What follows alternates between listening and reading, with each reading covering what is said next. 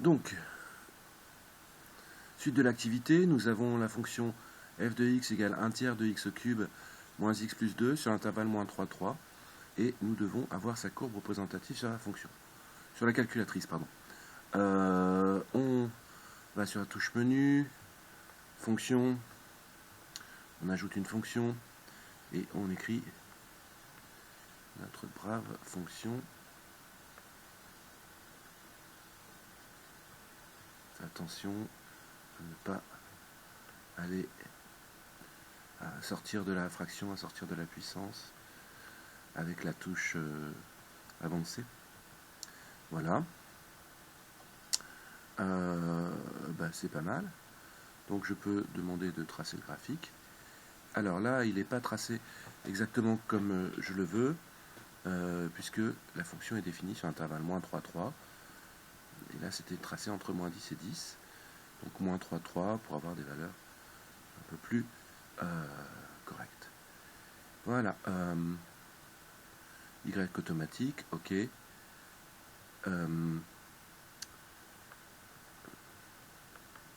Validé.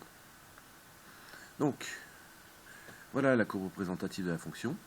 Et on remarque, on conjecture que la fonction est croissante sur l'intervalle moins 3, moins 1, décroissante sur moins 1, 1, et puis croissante sur 1, 3.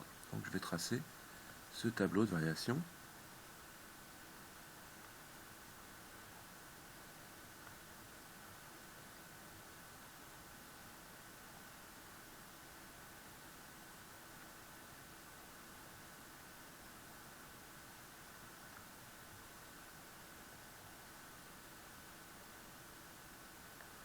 Voilà. Donc x, f, donc moins 3, 3, moins 1, 1. Donc, qu'est-ce qu'on a dit? Croissante, décroissante, croissante. On peut lire les images avec le tableau de valeurs. Voilà. Donc là, ça a l'air d'être un tiers. On va régler l'intervalle. Voilà. Entre moins 3 et 3. Je valide. Donc, moins 4. À 2,66. Ça fait des tiers, ça fait 8 tiers.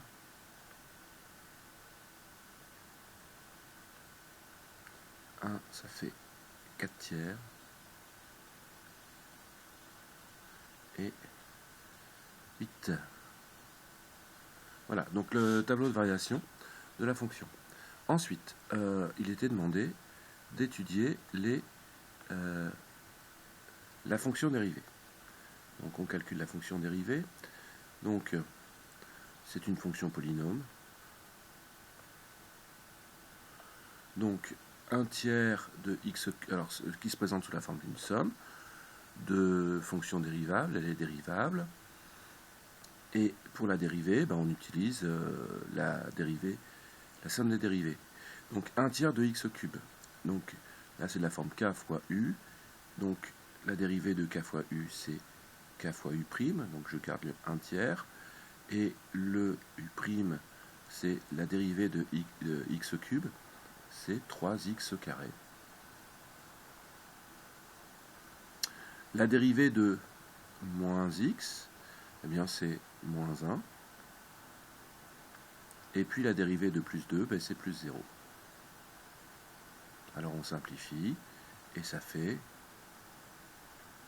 x carré moins 1. Alors, si je veux avoir le signe, j'ai deux possibilités. Je peux tracer la courbe représentative sur le même graphique. de la fonction. Donc voilà, j'ajoute une fonction g, c'est la fonction x carré moins 1.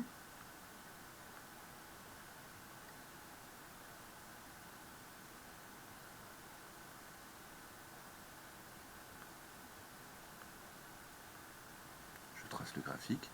Et donc, la courbe est en vert ici. Alors, qu'est-ce qu'on peut voir? Eh bien, on peut voir que la dérivée s'annule deux fois, en moins 1 et en 1. Et que ce sont les points pour lesquels la fonction change de sens de variation.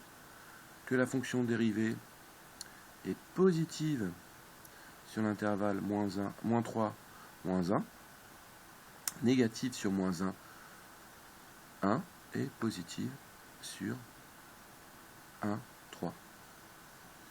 Alors, on voit un certain rapport avec la fonction, avec les variations de la fonction. Donc je vais faire le tableau de signes de la dérivée.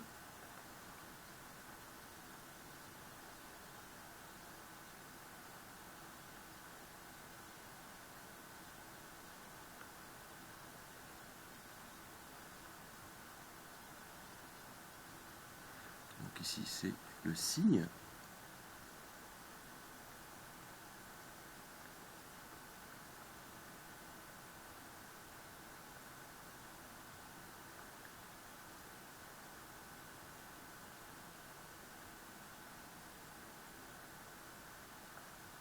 J'écris avec la souris, c'est pas facile. Donc le signe, donc on a la fonction qui est définie sur moins 3 plus 3.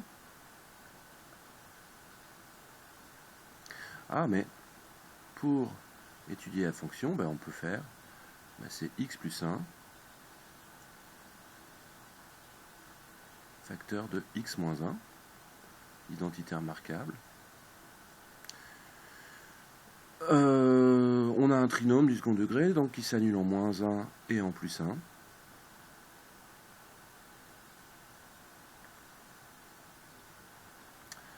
Et le trinôme est du signe de A à l'extérieur des racines. Donc A est positif, donc il est positif à l'extérieur des racines, négatif à l'intérieur, positif ensuite. Donc il y a un rapport entre le signe de la dérivée et les variations de la fonction. Voilà, je vous l'explique dans la vidéo suivante.